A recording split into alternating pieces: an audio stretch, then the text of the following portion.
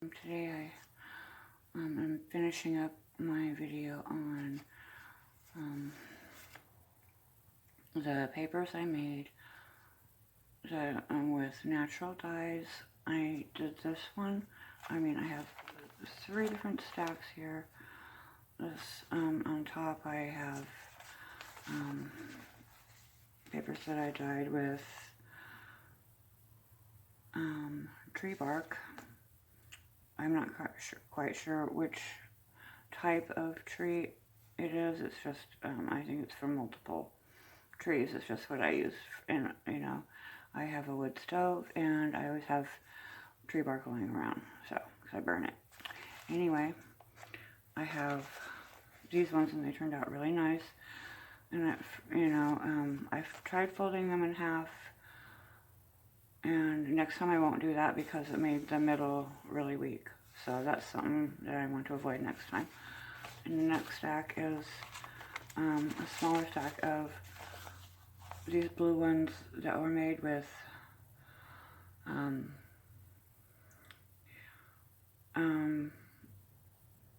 I forget what it's called. Oh, black beans.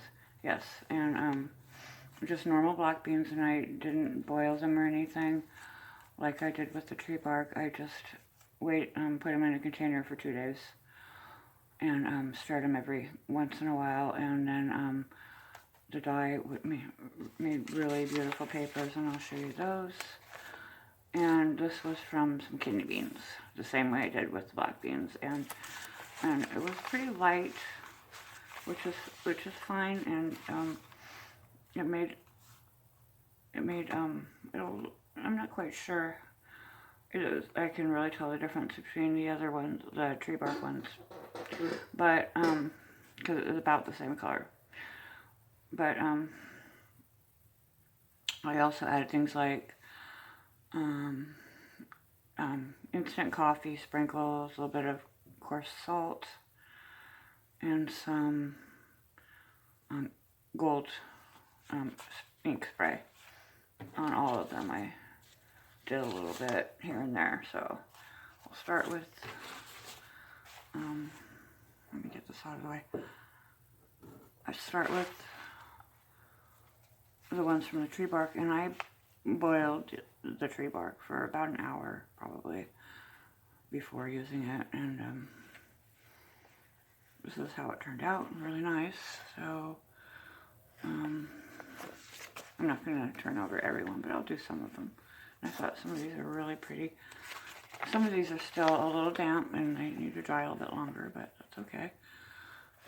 There we go. I folded them in half because I was just experimenting. I wanted to see if I could do it in a smaller container.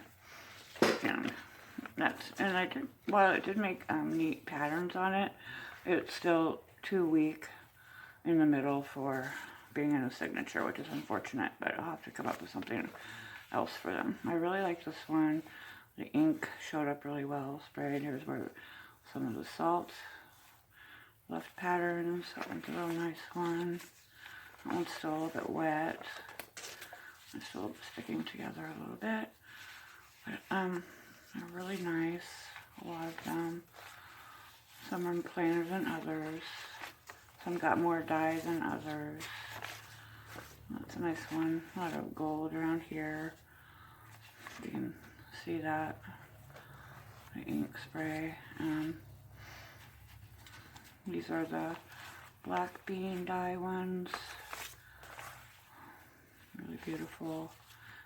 When I was dyeing them, it looked purple, but it ended up, when it dried, it was blue, which is nice. So interesting. I don't know how that got that. Maybe that's from the coffee. That's really cool looking. And gold spray here. Another nice one. Those are really cool looking. I like these areas that didn't get much dye. The contrast on that is nice. There's a really neat area right here. Right here. And then the kidney bean dye. I like this because it left a lot of red in there in some of them, which is nice.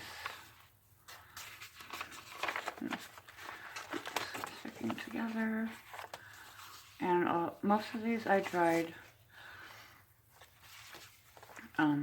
just air dried, but some I ended up drying with a hair dryer. And I don't necessarily like that way because they get kind of crinkly, but I need to dry them faster. And I'm still going to have to air dry some of these, so for longer. There we go. Oh, these are really pretty. A lot of red in there. I think this was a blue one, but it got mixed in there. And these are a little plain text down here. There's a really neat one. Looks really pretty.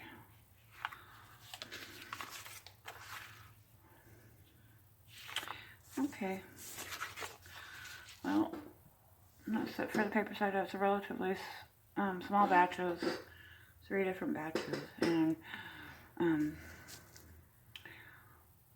that is how I like to dye them now, because it's just, it takes so long to dry that I don't want to, have, because I only have a small surface area, on the kitchen table for drying them, and then I have to dry them in batches, and it could take days, so I've been doing them in smaller batches like these.